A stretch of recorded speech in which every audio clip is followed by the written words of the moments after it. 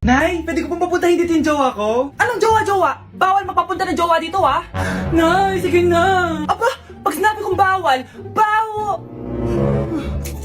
Payag ka na, Nay? sige anak, papuntahin mo na. Dito mo na rin patulugin.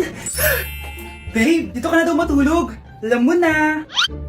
Nay, pwede bang gumala? Ay, hindi pwede. Puro ka nalang gala. Manahimik ka ka dito sa bahay. Kasama ko naman yung anak ng kumari mo eh. Wala akong pake. Bawal. Ha? Anong bawal, Nay? Sige, gumala ka na anak. Ito ATM ko. Kuha ka ng pera dyan. Thank you, Nay. Bro, tara na. Piniyagan na ako.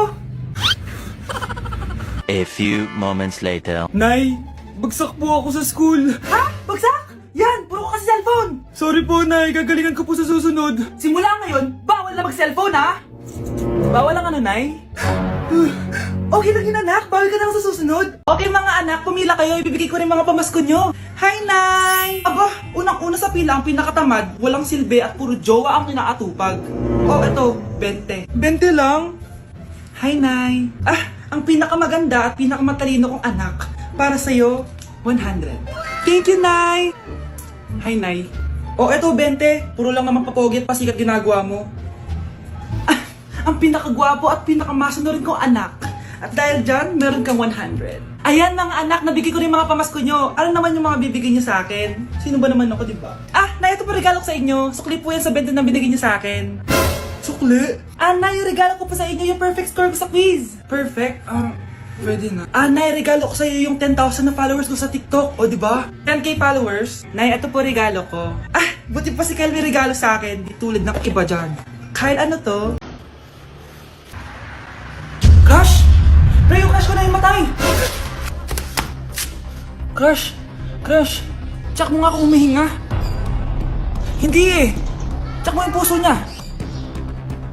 Hindi tumitibok! Patibukin mo!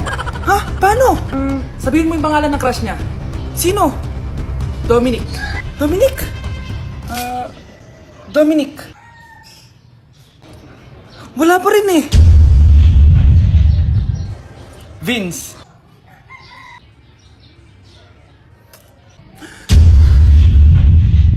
Kinikilig ako kapag ika'y nakita. Naalala ko ang iyong Babe, okay ka lang? Ayoko na! Ang toxic mo na! Toxic? Pero wala namang ginagawa! Yun na nga! Wala kang ginagawa! Ano bang gusto mong gawin ko? Wala! Doon ka na sa babae mo. Wala akong babae, babe. Sino kausap mo kanina? Mama ko yun, babe! Babae pa din yun. Anak? Ayun na palang kabit mo. Anak, ano pinagsasabi nito? Babe, nanay ko yan. Diyan ako nang galing. Babe, nanay ko yan. Diyan ako nang galing. Ang galing mo mapalasot. Ha? Babe naman. Sa susunod, kung maghahanap ka ng iba, siguraduhin mo mas maganda sa akin. Dahil ang pangit ng kabit mo. Walang iya ka. Wala ka respeto sa akin. Lumayas ka dito. Tita, joke lang. Joke lang, tita. Anay, mga anak na ata ako. Ha? Mga anak ka na? Hindi ko nga alam na buntis ka. Wait lang, Nay. Baka natatay lang ako. Sige, bilisan mo.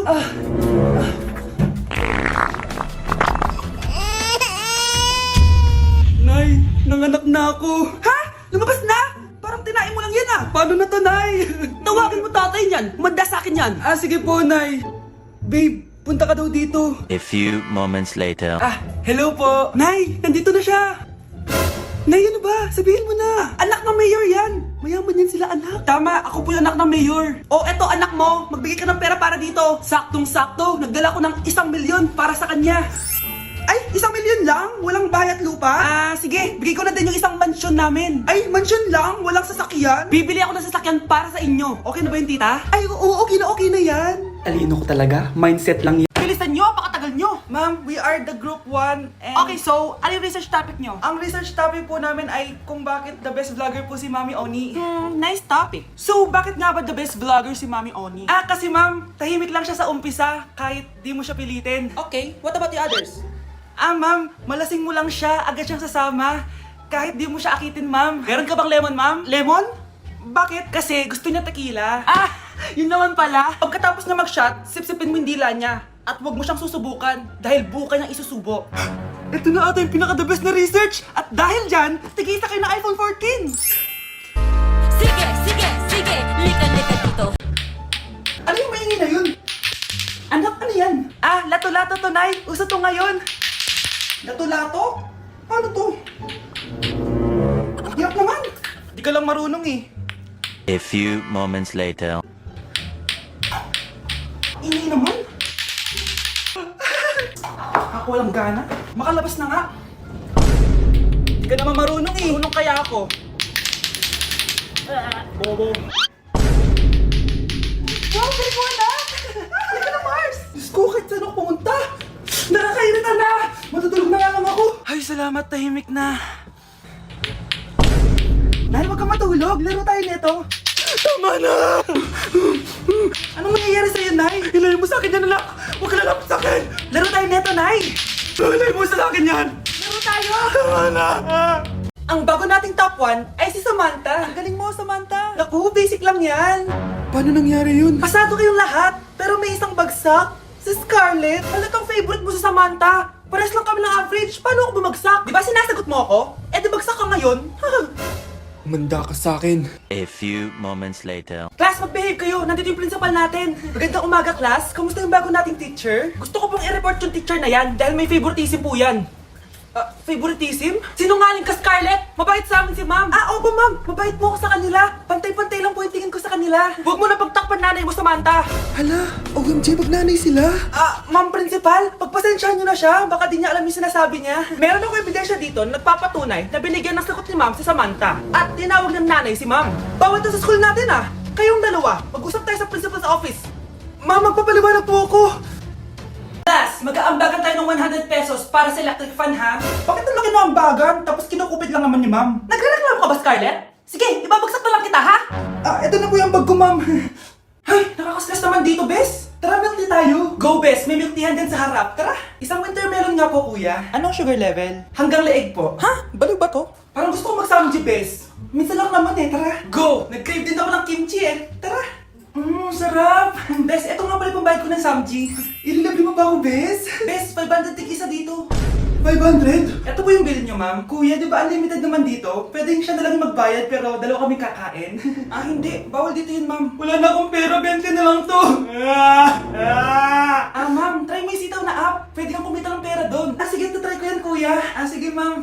Alis na kami, Hoy, ang bayad mo!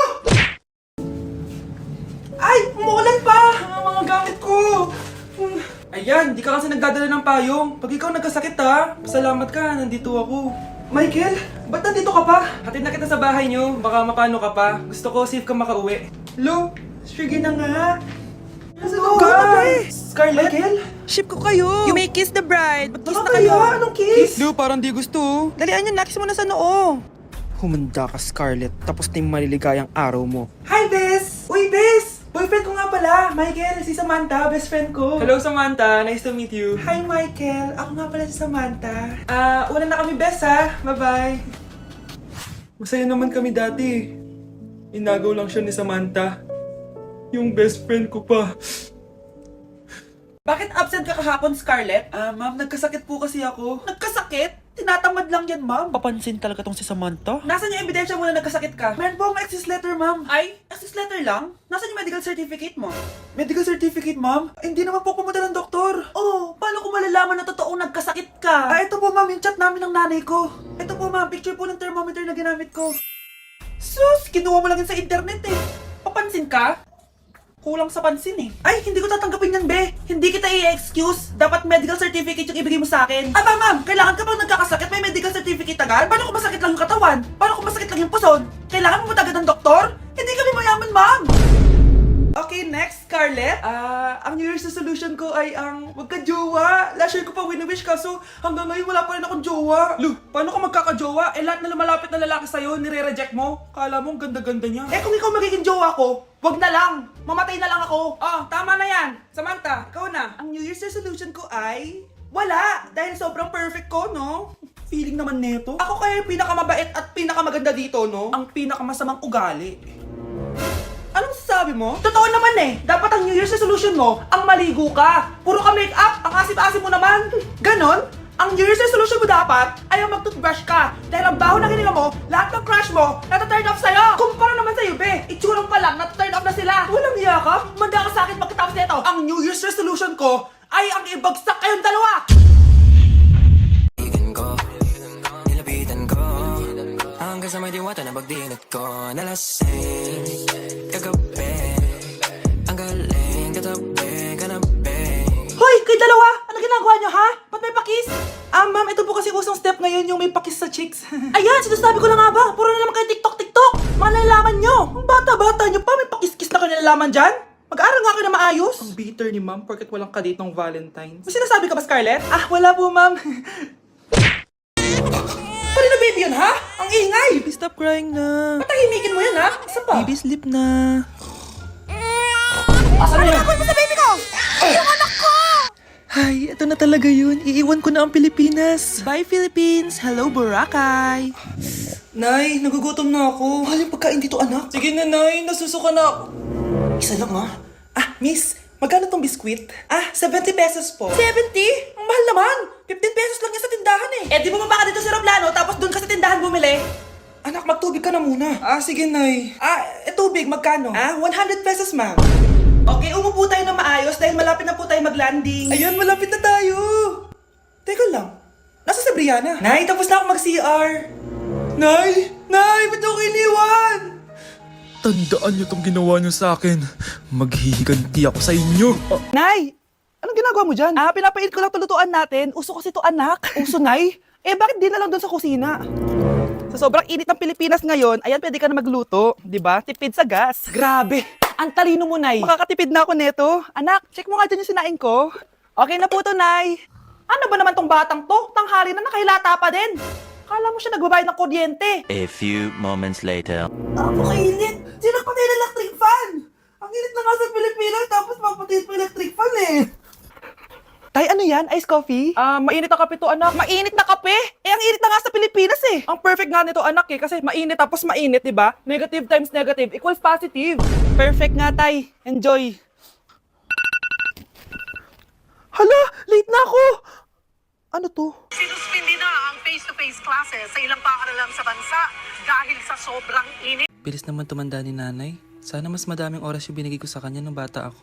Anak, tara labas tayo. Wala na kasi tayo masyadong banding eh. Tsaka nanay, alas kami ng mga friends ko eh. Sige anak, next time na lang tayo umalis. Hello, be, saan ka na? Anak, sabay ka na sa akin, kain na tayo dito. Busog pa ako, nay, mamaya na lang. Tsaka, di ako kumakain ng gulay, di ba? O sige anak, pagtitira pa rin kita, ha? Ano ba yan? Ano ba yan, nay? Anak, hindi ka ba natutulog? Tingnan mo nga yung tsura mo. Wala namang pasok bukas, di ba? Sige na, good night na. Patay mo yung ilaw, nay. O sige anak, good morning. Sana gising ka din kapag gising ako. Anak, samahan mo ako magpa-check up. Nay, hindi ako pwede. May gagawin ako assignment to. Sige anak, ako na lang mag-isa. Galingan mo dyan, ha? Huy anak, aalis ka ba? May time ka ba, nay? Tara, alis tayo. Libre kita. Sige. Tara. Wow! Anak, di ako makapaniwalang may pinapatayo na tayong bahay. Nay, deserve natin to. Ang tagal niyo din to pinaghirapan. Ma'am, saan ko po ilalagay itong mga semento? Doon na lang sa gilid, kuya. Sige po, ma'am. Excited na ako matapos tong bahay natin, anak. Saan dito? Hoy, huwag ka pupunta dyan! Grabe nangyari sa Kawawa kanya. naman siya. Ba't ang daming tao? Engineer, anong meron? Ma'am, yung isa sa mga trabahador namin, nakuryente tapos natabunan ng semento. Ayun, namatay. Ha? Paano nangyari yun? May nag-utos ata sa kanya na ilagay yung semento sa gilid. Madami live wire dun eh. Ay, Ang problema, ma'am, kung tatanggalin pa namin yung katawan niya sa ilalim ng semento, baka hindi agad matapos tong bahay niyo. Hindi pwedeng hindi matapos agad tong bahay na to. Di bale, babayaran ko na lang yung pamilya nung namatay. Nay, sigurado ka ba? Sige po, ma'am. Sige na, ituloy niyo na yan. Congrats po, ma'am. Natapos din yung bahay niyo. Ang ganda, di ba? wow, ang ganda. Maraming salamat, engineer. Una na po ako, ma'am. Anak, tara, pasok na tayo. Wow, ang ganda ng loob. Nay, hindi talaga ako mapakali na may bangkay dito sa ilalim ng bahay natin. Huwag kang okay, anak. Kasalanan niya naman kung bakit siya namatay eh. Ay, matutulog na lang ako sa bago kong bahay. Wow, ang ganda ng kwarto ko. Ano yun? Kasalanan mo kung bakit ako namatay. Nay!